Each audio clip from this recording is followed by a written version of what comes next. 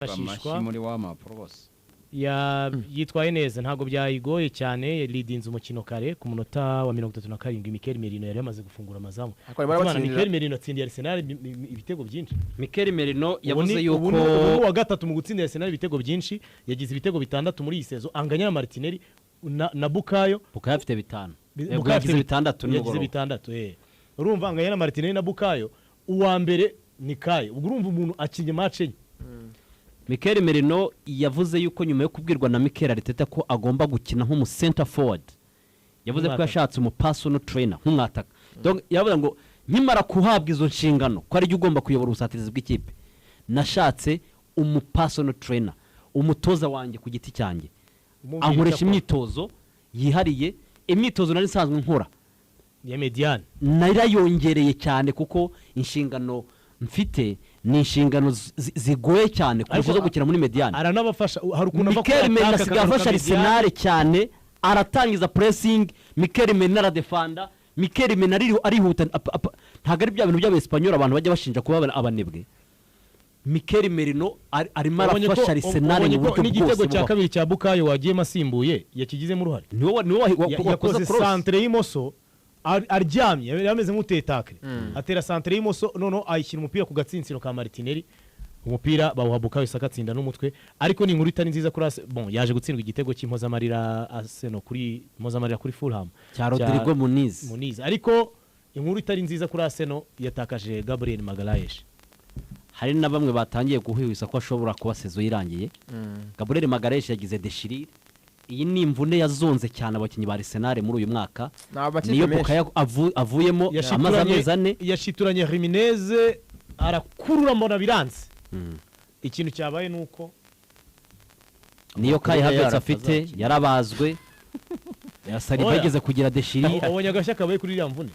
Arsenal yavunitse aricara. Ariko Arsenal muri contre attaque yanga guhagarika baro gushyira hanze. Arsenal irakomeza irataka Declan akagesa kuriza abagenzi bavuga ati mugenzi wacu ameze nabi, barakomeza barataka uzi kintu umusifuzi yabakoreye nabo babatatse yabihoreye, yavuze ati mwanze kureza Magalhaes aricara barayataka arongera arahaguruka. Ewana umusifuzi yavuze ati nabibonye yaguye mbere murabibona nimwashyira baro hanze, ati none ariya yabaye fair kabisa nanjye namwemeye. Hanyuma izindi match zabaye Wolves yatsinze kimwe ku busa West Ham. Man U nkuko Ephraim yari yabivuze, Nottingham yabakubise igitego kimwe cya Elanga. Man U nibo ni nota yari kubitwa ku munota wa gatanu. Elanga yateretse contre attaque muri corner, umupira wavanye mu kibuga cye anyanyagira muri stade. Abafana ba Nottingham bake bari bahari, stade yose oya ba Nottingham stade yose baririmbaga bati Elanga yavuye mu ikipe yanyu kuko ariya nta kigenda. Ubwo ijambo bakoresheje sinatinyuka kurivuga kuri mikoro, ariko hararira vuga, ariko hano ntago bari bwo mu Kinyarwanda. He left you because you are hanyuma ubwo ariko hari Maguire yaje gusimbura ajya kuri attack yarase bibiri, yarase igitego bakuremo ku murongo, Danilo akuremo ku murongo cyo ku munota nyuma bakuremo ku murongo. Hari Maguire 2:45 Bournemouth kumwe na Ipswich, Brighton na Aston Villa, Manchester City na Leicester. Babonye ko haranazamara hanze ibyumweru 7 confirmed. Newcastle Brentford, Southampton Crystal Palace, hanyuma saa 3 basorezwe na Merseyside Derby. Liverpool yakira Everton. Ubundi Chelsea na Spurs nizo zasoza ijuru nejo. Yego. Tuzagaruka kuri uwo mukino. Hanyuma indi mikino yabaye ubwo tuvuye ku championnat y'Abongereza, bakinaga Copa Italia semi-finale. Wabonye ko Bologna yageze ku mukino wa nyuma itsinze Empoli 3 ku busa kwa Empoli. Uyu munsi hari match ya Semira ndetse na Inter de Milan. Ubwo iri bukomeze izakina na Bologna kuri finale. Barakina saa 3. Hanyuma rero icyabaye ku Budage habaye gutungurana ku ikipe ya Bayer Leverkusen. Nabo bacanga kimwe cya kabiri cy'igikombe cya DFB Pokal, ubwo ni igikombe cy'igihugu cy'u Budage. Leverkusen yatsinzwe n'ikipe mu cyiciro cya gatatu yitwa Arminia Bielefeld, ako iyi kipe yize gukina n'icya mbere. Arminia Bielefeld, yes. Yayitsinze 2-1 rero. Hanyuma Leverkusen niyo yakibanje ku munota 17 barayishyura bayikubitamo n'icya kabiri. Ubundi yasigaye isarura amakarita gusa. Uyu munsi undi mukino wa kimwe cya kabiri Stuttgart na Leipzig 2:45 Bayern yavuyemo kera.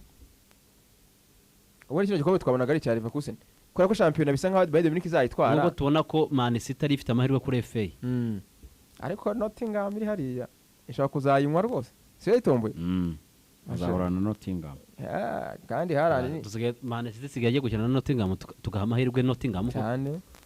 Pep Guardiola kuri no neza ko ejo twavuga ngo mani ngo ishobora gutungurana ikaba yakwitwara neza ikanganya na Nottingham kabona inota ndabona rero turimo turagana ku musozo mu Faransa se babonye ko uwitwa Ousmane Dembele akomeje kuba Dembuzi ariko ubwo kipe ya Paris Saint-Germain bayibanje ariko azi nyuma Dembele nk'ubu nka Paris Saint-Germain namuzigeze nka final ya Champions League yaba ari kandi kuko igikombe cyo bazagitwara cya champion baragitwaye niho bagitwaye bashika ikipe yakurikiye amanota 21 ya Monaco ya champion mu Faransa Dembuzi rero yaje gutsinda ibitego 2 ku mugoroba ariko ubwo muri CAF Champions League kanyizo tunasoje twihuta ikipe ya National El Ahly yatsinze El Hilal igitego kimwe ku busa MC Alger itsindwa mu rugo kimwe ku busa na Orlando Pirates match yabayemo intambara z'uburozi bendaga kwicana hanyuma Pyramide itsinda 4 kuri kimwe ikipe ya AS FAR aho FAR yari ifite abafana 1000 hemererwa kwinjira ijana gusa Zero kwitwa Fisto Kalala Mayere yateretsemo 2 bibanza ariko ubwo abafana ba FAR nabo barwanye